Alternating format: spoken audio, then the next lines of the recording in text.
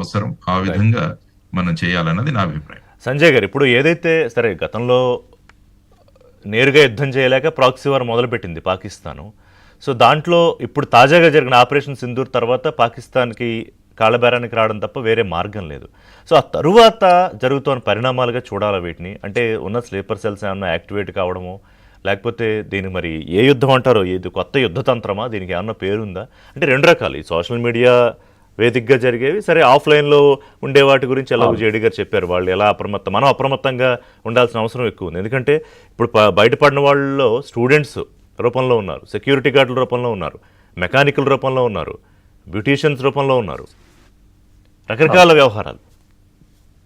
అవునండి. అంటే మనకి పాకిస్తాన్ కి తీసుకుంటే గనక చాలా పవర్ డిస్పారిటీ ఉందండి. అంటే మిలిటరీ పరంగా మనకి చాలా ఎక్కువ అసెట్స్ ఉన్నాయి, వాళ్ళకి తక్కువ ఉన్నాయి. నేవీ తీసుకోండి, ఎయిర్ ఫోర్స్ తీసుకోండి. అందుకని చాలా చాలా సంవత్సరాలుగా, దశాబ్దాలుగా పాకిస్తాన్ ఎప్పుడు ఆశించేది ఏంటంటే, నేను ఇండియాతో తలబడినప్పుడు అంతర్గతంగా అక్కడ కొన్ని గొడవలు జరిగినా, అలజడి జరిగినా అది నాకు ఉపయోగపడుతుంది అన్న ఒక ఆలోచనతో ఎప్పుడు ముందుకు ఆ, ఆ, ఈ వార్ చేస్తుందండి, లేదా యుద్ధం చేస్తుంది.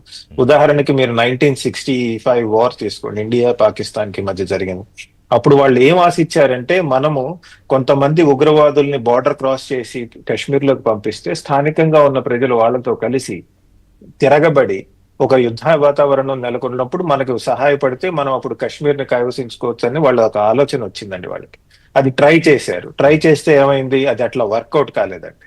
సో అందుకని వాళ్ళు ఆ యుద్ధంలో ఓడిపోవాల్సి వచ్చింది. అలానే మీరు ఈ మధ్య కాలంలో తీసుకోండి, కాశ్మీర్ లో అలజడులు రేపటం కానివ్వండి, పంజాబ్ కానివ్వండి, ఇట్లాంటి ఉగ్రవాదుల్ని కానివ్వండి, లేదా మిగతా వాళ్ళని తయారు చేయటం ఎప్పటి నుంచో చేస్తుంది పాకిస్తాన్ యొక్క స్ట్రాటజీలో ఇది ఒక చాలా కీలకమైన అంశం అండి.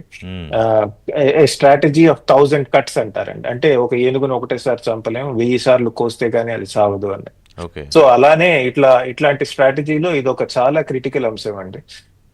కశ్మీర్, పంజాబ్ లోనే కాకుండా భారతదేశంలో ఇందాక జేడి గారు చెప్పినట్టు ఆ ఆ, ఈ మతోన్మాదం పెంచటం, దానికి కావాల్సిన ఫండింగ్ ఇప్పించడం, దానికి కావాల్సిన నెట్వర్క్స్ డెవలప్ చేయటం, వాటి ద్వారా అలజడిని సృష్టించే ప్రయత్నం కూడా నడుస్తుందండి. ఉదాహరణకి మీరు ఆపరేషన్ సింధూర్ తీసుకోండి. మన వాళ్ళు పెద్ద ఎత్తున పంజాబ్ లో గోల్డెన్ టెంపుల్ ని కాపాడుకోవాల్సి వచ్చిందండి. యాంటీ డ్రోన్స్ పెట్టారు, యాంటీ మిసైల్స్ పెట్టారు. ఎందుకంటే పాకిస్తాన్ ఏం ఆలోచిస్తుందంటే, మనం కనుక అక్కడ ఏదన్నా చేయగలిగితే మన స్లీపర్ సెల్స్ అవి పంజాబ్ లో అవి యాక్టివేట్ అయ్యి ఇది భారతే చేసిందని చెప్పి ఒక అలజడి క్రియేట్ చేసి భారత సైన్యాన్ని డైవర్ట్ చేయొచ్చు అన్న ఒక దుర్మార్గపు ఆలోచనతోనే ముందుకెళ్ళింది. అంటే ఒక ఒక అంత పవిత్రమైన ప్రదేశాన్ని అటాక్ చేయడానికి రెడీ అయిందంటే ఏంటి పాకిస్తాన్? వాళ్ళ స్లీపర్ సెల్స్ వాళ్ళు రెడీగా ఉంటారు ఇలాంటి వాటికి రెస్పాండ్ అవటానికి అని. అది మన వాళ్ళు సక్సెస్ఫుల్ గా తిప్పి వెనక్కి పంపించగలిగారు వాళ్ళని. దాన్ని ఏమంటారు, తిప్పికొట్టగలిగారు. తిప్పగొట్టగలిగారు. సో దాంతో ఇవన్నీ కూడా మనం చూసుకోవాల్సి ఉంటుంది. అంతేకాదండి, ఇప్పుడు నార్త్ ఈస్ట్ ఇండియాలో కూడా ఇలాంటి ప్రక్రియ స్టార్ట్ అవుతోంది, ఎప్పటి నుంచో ఉంది.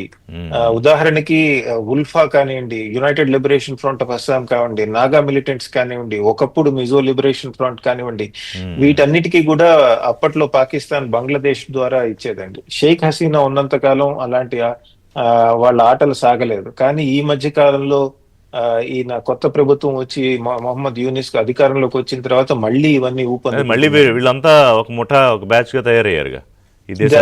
ఇప్పుడు అవునండి. ఇప్పుడు మొన్న వెస్ట్ బెంగాల్లో జరిగిన అలజడులు తీసుకోండి, కమ్యూనల్ రైట్స్, అది కూడా బంగ్లాదేశ్ నుంచి ప్రేరేపితోనే జరిగిందని చెప్తున్నారండి. సో ఒక్క నిమిషం ఆలోచిస్తే మనం పెహల్గామ్ టెర్రరిజం ముందు వెస్ట్ బెంగాల్లో గొడవలు, తర్వాత ఈ ఉగ్రవాద నెట్వర్క్ డెవలప్ చేయటము, వీలైతే పంజాబ్ లో అలజడి చేయించటం, ఇదంతా ఒక ఇంటిగ్రేటెడ్ నెట్వర్క్ ద్వారా చేస్తూ ఉంటారండి. సో మనం కూడా చాలా జాగ్రత్తగా దీన్ని చూసుకోవాల్సి ఉంటుంది. ఇందాక జేడీ గారు చెప్పినట్టు మన ఏజెన్సీస్ నిరంతరం పనిచేస్తూ ఉంటాయండి, డే అండ్ నైట్.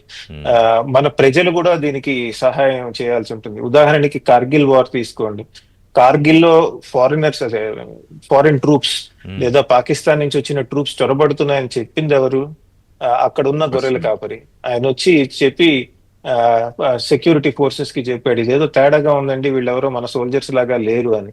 అలానే 1965 లో కూడా గొర్రెల కాపర్లే చెప్పారండి. అంటే స్థానికంగా ఉన్న ప్రజలు ఏదో తేడాగా ఉంది, వీళ్ళు మా వాళ్ళు కాదు, ఎక్కువగా ఎందుకుంటున్నారో వీళ్ళు అని. సో అది కూడా డెవలప్ చేసుకోవాల్సిన అవసరం ఉంటుందండి. కాకపోతే సోషల్ మీడియా రావటం వల్ల ఈ పెనిట్రేషన్ కూడా చాలా ఎక్కువ అయిపోయిందండి. చాలా ఎక్కువ అయిపోయింది, చాలా సులువు అయిపోయింది. మాట్లాడదాం, ఒక్క చిన్న బ్రేక్ తీసుకుంటానండి సంజయ్ గారు. బ్రేక్ తర్వాత కన్క్లూజన్ అంటే ఒకటి, ప్రభుత్వాలు